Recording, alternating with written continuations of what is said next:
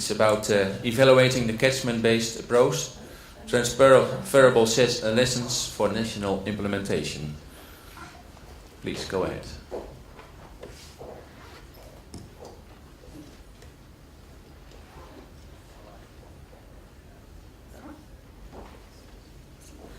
Okay, hello everyone. As I said, my name is Claire Black from Cascade Consulting in the UK. I'm here to talk about some work that we've done for the UK government, evaluating some policy that they developed to look at getting local engagement at the catchment scale, which obviously also provides a lot of opportunities for river restoration work as well. Cool. So to start at the beginning, what is catchment management? So as everyone probably knows, a catchment at its basic level is the area of land from which a river receives its water. So and catchment management involves getting all the people in an area together to work out what the issues are, everyone who wants to use the water for their different purposes, together to agree on what the problems are and what the solutions can be. Sort of integrated river basin management, these are the same ideas. For the Water Framework Directive in the UK, we came under some criticism after the first round of river basin planning for a lack of ambition in local engagement and not enough work getting local people's views into the river basin management plans. And so, in order to address that, the government developed a catchment-based approach, which was announced in March 2011 and was trialled through a pilot process over 2012. This is a collaborative approach looking at ways of better ways of engaging with people and organisations at a catchment level. And obviously through that collaboration there are lots of opportunities for river restoration as well. So in terms of the pilot phase, we had these 25 catchment pilots they're all in England and on the border with England and Wales. So there are 25 pilots, they're shown in green, and also, so each of those catchments had a partnership within it that were looking to do a range of processes, so identify relevant stakeholders, get them all together, work out what the problems in the catchment were, identify, ideally agree what perhaps some of the solutions could be, and also to produce a catchment plan. So that was what they aimed to do within that time, but they all did it in different ways. So these catchments, you may be able to see, they're all very different. Some are large, some are small, some are rural, some are urban, and obviously that affects the type of work you can do and how you can most effectively engage people. They're also run by different people. So 10 of these were run by a government agency, by the Environment Agency, but others were run by charity groups, rivers trusts, and also some were run by private organisations. So very different ways of working there. So how do you know if something's going to work or not? And whether the pilot phase has been successful? Well, you need to evaluate it, and that's where our work came in from Cascade. We carried out an independent evaluation of how the process was successful. We developed an evaluation framework with some sort of criteria for to look at what worked well in different areas. This just gives, the flowchart here gives a very broad overview of how we actually carried out the evaluation. So we did a series of interviews, we had an online survey. You can see an example of one of the survey questions in the top right corner, sort of tick boxes, and then also longer, bigger comment boxes for people to give us more detail. We also went and spoke to people directly. We went out and visited some of the partnerships to see how they were working and what was going well for them and where they were struggling. And in addition to that, we were also supporting the process through a series of learning events. So you can see the photo on the bottom right. This was an event held in Manchester, and these events were held in response to what people were struggling with, to facilitate an exchange of knowledge, for people to share their experiences. And the feedback we got was that actually these were really useful, not just for people to meet other people in the same situation who were struggling perhaps with similar issues, but also to help people have more confidence that perhaps they were doing something slightly different in their catchment, and actually that was okay. They needed to work in a different way because they were dealing with different situations. And so that was a really valuable part of the evaluation. We weren't just assessing it, we were also helping the process to proceed. In terms of the key findings, there was really, these pilot partnerships achieved a huge amount in a short period of time over the course of from early 2012 to December 2012. Most of them produced catchment plans of different kinds.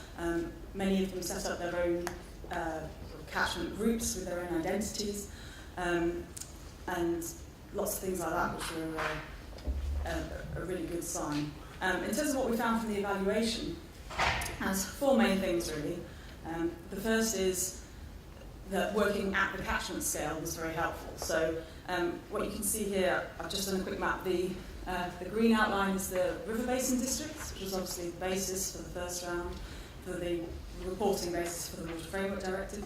But actually, because these partnerships are working at the management catchment scale, which are these ones in the black, it was a much more meaningful scale for talking to local people. And they were able to get their heads around the rivers that are local to them.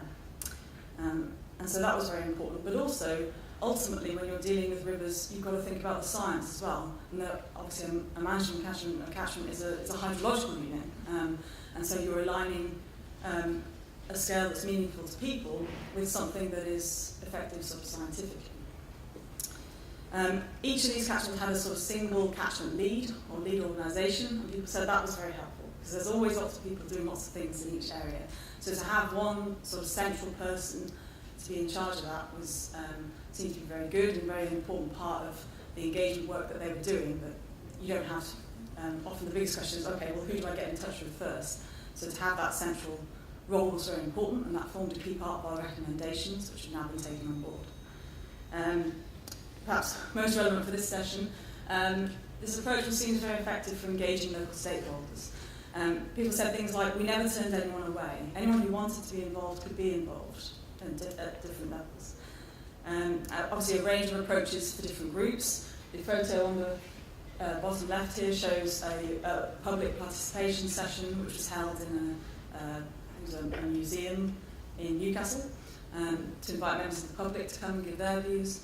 And obviously, in some cases it was more effective to have one-to-one conversations, in some cases there were workshops and meetings and so on. So a whole range of different approaches used and targeted at different groups. What was really important was that it was an effective, that one of the key things that people had to do was understand other people's priorities, understand where people are coming from, and that brings a lot of helpful things because you reduce the amount of duplication that you have to do. You don't have people in the same catchment looking into the same things because they're aware of what else is happening. You can work together a bit more. In terms of identifying solutions, as I say, most of these catchment partnerships developed a plan. There's an example from the Ribble Live there, which is, their plan is actually a website, which has a series of actions that you can search for different parameters. So if you want to see what actions they come up with for water quality or for specific restoration measures and so on. And also through the engagement and the stakeholder working that these pilots carried out, they were able to support and identify specific restoration schemes. The picture in the middle is a map from the Ada News catchment where they've got a MORPH project, which is looking at removing weirs for fish migration. And yet the other example is from Bradford Beck, where they have a plan to do a demonstration case of removing or restoring a culverted river to something that provides the basis for local engagement in that area. The scheme was also found to provide good value for money, for the amount of money that was put in. There was a lot of in-kind investment, so the people that they were working with were also willing to put in time, resources, offer their data, and things like that, which otherwise would add up the costs. I think that's the main thing. So, and several of them worked together to submit successful bids for further funding, which is a really good outcome. Okay, so what was the outcome of our evaluation? Well, we made our recommendations to the government. That was used to inform their policy framework for how they would apply this approach from the 25 pilot catchments to all 90-odd catchments in England. That's now gone ahead. They've invited people to bid for hosting each of these different partnerships, and we've had an absolutely phenomenal response to that, which is brilliant. Loads of people really want to get involved.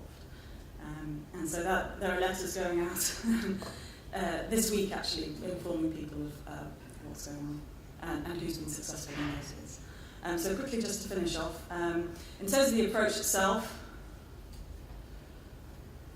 so some people from the Welland Rivers Trust, the catchment-based approach, we've seen a great start. It's got a lot of potential as a framework for identifying where measures such as river restoration measures can most effectively be targeted and getting local people involved in that. The catchment management itself is not a new idea, but the scale of what the government in England is trying to do is. But there are lots of challenges in terms of applying that more widely. And in order to identify and tackle those challenges, you need to be able to monitor and evaluate what's going on. It's taken as read that you would monitor a river restoration scheme, you would look at what's going on in the river, but if you're carrying out a stakeholder engagement activity, then you also need to monitor that to see if it's effective. Okay. Thank you very much, Claire, for giving us an inside view about public participation, catchment-based approaches, and how to engage people in river restoration programs and projects, with some nice examples and different ways of working, starting in 25 pilots. And I think my idea is, after your presentation in general, it's a very positive outcome, and that public involvement indeed works and is commonly shared and supported. Thank you for that.